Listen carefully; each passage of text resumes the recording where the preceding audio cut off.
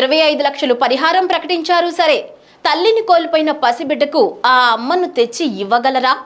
Ventilators మీద ప్రాణాలతో కొట్టుమిట్టాడుతున్న మరొక బాలుడిని కాపాడగలరా? ఇప్పటికే అల్లు అర్జున్ ని అరెస్టు చేయాలని పూర్తి స్థాయిలో సోషల్ యాక్టివిస్టులు డిమాండ్ చేస్తుంటే, మరికొందరు నష్టపరిహారం 2 కోట్లు ఇవ్వాలని పిటిషన్లు సైతం ఫైల్ చేశారు.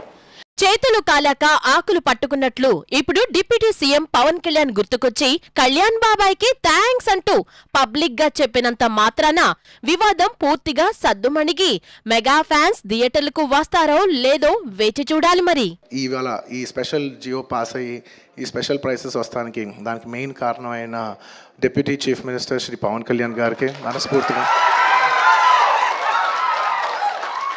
Deputy chief minister Shri Pavan Kalyan గారికి మనస్ఫూర్తిగా సభాముఖంగా అభినందిస్తున్నాను. Thank you so much. And on a personal note, Kalyan బాబాయ్, థ్యాంక్ యూ సో మచ్.